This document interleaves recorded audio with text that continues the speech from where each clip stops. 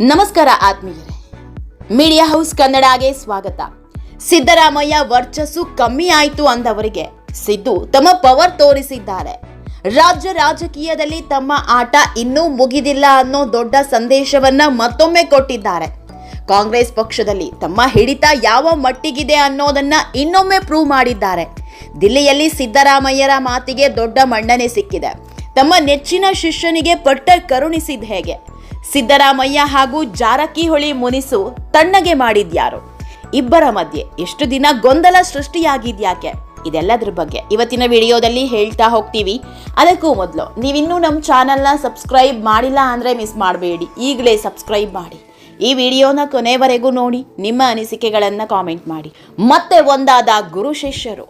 ಆತ್ಮೀಯರೇ, ಸಿದ್ದರಾಮಯ್ಯ ಹಾಗೂ ಜಾರಕಿಹೊಳಿ ರಾಜ್ಯ ರಾಜಕೀಯದ ಗುರು ಶಿಷ್ಯ ಅಂತ ಕರೆಸಿಕೊಂಡವರು. ಇವರಿಬ್ಬರ ನಡುವಿನ ಸಂಬಂಧ ಬರೋಬ್ಬರಿ 30 ವರ್ಷಗಳಿಂದ ಬೆಸೆದುಕೊಂಡಿದ್ದು. ಇದನ್ನ ಸ್ವತಃ ಜಾರಕಿಹೊಳಿಯೇ ಹೇಳಿದ್ರು. ಅದರಲ್ಲೂ ಈ ಬಾರಿ ಸಿದ್ದರಾಮಯ್ಯ ಸಿಎಂ ಆಗಿದ್ದಾಗ ಹೆಚ್ಚು ಗುರುತಿಸಿಕೊಂಡಿದ್ದು ಜಾರಕಿಹೊಳಿ.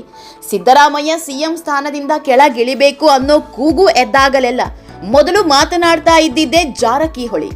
ಸಿದ್ದರಾಮಯ್ಯ ಕುರ್ಚಿ ವಿಷಯ ಪ್ರಸ್ತಾಪ ಆದಾಗಲೆಲ್ಲ ಕೆಪಿಸಿಸಿ ಅಧ್ಯಕ್ಷರ ಬದಲಾವಣೆ ಅಸ್ತ್ರ ಹಿಡ್ಕೊಂಡು ದೆಹಲಿಗೆ ಹಾರ್ತಾ ಇದ್ರು. ಹೀಗೆ ಸಿದ್ದರಾಮಯ್ಯರ ಪ್ರತಿ ಹೆಜ್ಜೆಯಲ್ಲೂ ಜಾರಕಿಹೊಳಿ ನಿಂತಿದ್ರು. ಹೀಗಾಗಿಯೇ ಸಿದ್ದರಾಮಯ್ಯ ಉತ್ತರಾಧಿಕಾರಿ ಇವರೇ ಅನ್ನೋ ಮಾತು ಶುರುವಾಗಿತ್ತು. ಸಿದ್ದು ಸಿಎಂ ಸ್ಥಾನದಿಂದ ಕೆಳಗಿಳಿದ್ರೂ ಕೂಡ ತಮ್ಮ ಶಿಷ್ಯನಿಗೆ ದೊಡ್ಡ ಪಟ್ಟ ಕರುಣಿಸ್ತಾರೆ ಅನ್ನೋ ಮಾತಿತ್ತು. ಆದ್ರೆ ಸಿದ್ದರಾಮಯ್ಯ ಸಿಎಂ ಸ್ಥಾನದಿಂದ ಕೆಳಗಿಳಿಯೋ ಸಮಯ ಬರ್ತಾ ಇದ್ದಂತೆ ಎಲ್ಲವೂ ಉಲ್ಟಾ ಪಲ್ಟಾ ಆಗಿತ್ತು.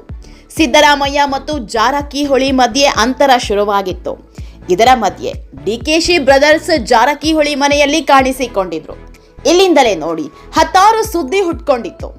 ಜಾರಕಿಹೊಳಿ ಸಿದ್ದರಾಮಯ್ಯರಿಂದ ದೂರ ಆಗಿದ್ದಾರೆ, ಇಬ್ಬರ ಮಧ್ಯೆ ಮನಸ್ತಾಪ ಶುರುವಾಗಿದೆ ಅನ್ನೋ ಸುದ್ದಿ ಹುಟ್ಕೊಂಡಿತ್ತು. ಇದಕ್ಕೆ ತಕ್ಕಂತೆ ಸಿದ್ದು ಹಾಗೂ ಜಾರಕಿಹೊಳಿ ಎಲ್ಲೂ ಕೂಡ ಒಟ್ಟಾಗಿ ಕಾಣಿಸ್ಕೊಳ್ತಾ ಇರಲಿಲ್ಲ. ಇದು ಉರಿಯೋ ಬೆಂಕಿಗೆ ಮತ್ತಷ್ಟು ತುಪ್ಪ ಸುರಿಯುವಂತಾಗಿತ್ತು. ಆತ್ಮೀಯರೇ, ಡಿಕೆಶಿ ಸಿಎಂ ಆಗಿ ಅಧಿಕಾರಕ್ಕೇರಿದಾಗ ತಮ್ಮ ಜೊತೆ 13 ಸಚಿವರು ಪ್ರಮಾಣ ವಚನ ಸ್ವೀಕರಿಸಿದ್ರು.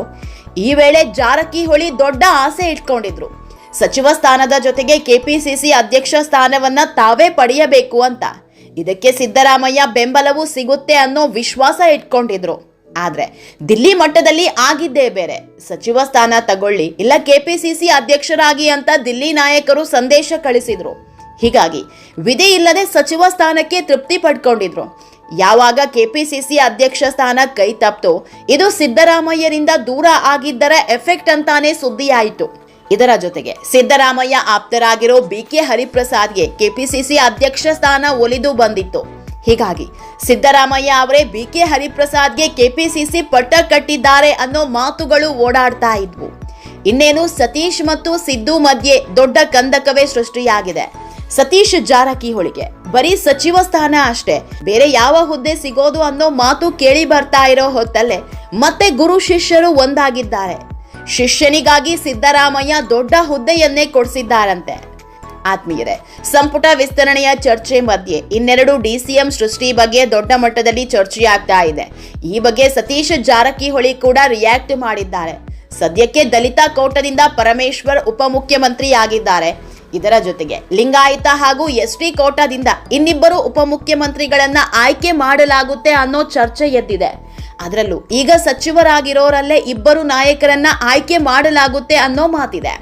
ಒಂದು ವೇಳೆ ಈಗಿರೋ ಸಚಿವರಲ್ಲೇ ಉಪಮುಖ್ಯಮಂತ್ರಿಗಳ ಆಯ್ಕೆಯಾದ್ರೆ ಲಿಂಗಾಯತ ಕೋಟದಿಂದ ಎಂಬಿ ಪಾಟೀಲ್, ಎಸ್ಟಿಯಿಂದ ಸತೀಶ್ ಜಾರಕಿಹೊಳಿ. ಯಾಕಂದ್ರೆ ಎಸ್ಟಿ ಸಮುದಾಯದ ಸಚಿವರು ಆಗಿರೋದು ಸತೀಶ್ ಒಬ್ರೆ. ಹೀಗಾಗಿ ಸತೀಶ್ಗೆ ಪಟ್ಟ ಕಟ್ಟೋದು ಗ್ಯಾರಂಟಿ ಅನ್ನೋ ಮಾತುಗಳು ಕೇಳಿ ಬರ್ತಾ ಇದೆ. ಈ ಬಗ್ಗೆ ಜಾರಕಿಹೊಳಿ ಕೂಡ ರಿಯಾಕ್ಟ್ ಮಾಡಿದ್ದು. ಇಂತಹದೊಂದು ಚರ್ಚೆ ಪಕ್ಷದೊಳಗೆ ಆಗ್ತಾ ಇದೆ. ನೋಡೋಣ ಯಾರಿಗೆ ಡಿಸಿಎಂ ಸ್ಥಾನ ಕೊಡ್ತಾರೆ ಅಂತಷ್ಟೇ ಹೇಳಿದ್ದಾರೆ. ಸತೀಶ್ ಹೆಸರು ಮುನ್ನೆಲೆಗೆ ಬರೋದಕ್ಕೆ ಕಾರಣವೇ ಸಿದ್ದರಾಮಯ್ಯ ಅನ್ನೋ ಮಾಹಿತಿ ಹರಿದಾಡ್ತಾ ಇದೆ. ಸತೀಶ್ಗೆ ಪಟ್ಟ ಕಟ್ಟಬೇಕು ಅಂತ ದಿಲ್ಲಿ ಮಟ್ಟದಲ್ಲಿ ಸಿದ್ದು ಪಟ್ಟು ಹಿಡಿದಿದ್ರಿಂದ ಸತೀಶ್ ಜಾರಕಿಹೊಳಿಗೆ ಡಿಸಿಎಂ ಸ್ಥಾನ ಸಿಗಲಿದೆ ಅನ್ನೋ ಮಾತಿದೆ. ನೋಡೋಣ, ಇನ್ನೆರಡು ದಿನದಲ್ಲಿ ಎಲ್ಲವೂ ಗೊತ್ತಾಗಲಿದೆ. ಯಾರು ಡಿಸಿಎಂ ಆಗ್ತಾರೆ, ಯಾರು ಸಚಿವರಾಗ್ತಾರೆ ಅಂತ. ಆತ್ಮೀಯರೇ, ಈ ಬಗ್ಗೆ ನಿಮ್ಮ ಅನಿಸಿಕೆ ಏನು ಅನ್ನೋದನ್ನ ಕಾಮೆಂಟ್ ಮೂಲಕ ನಮಗ್ ತಿಳಿಸಿ. ನಮ್ಮ ಚಾನೆಲ್ನ ಸಬ್ಸ್ಕ್ರೈಬ್ ಮಾಡೋದನ್ನ ಮರಿಬೇಡಿ.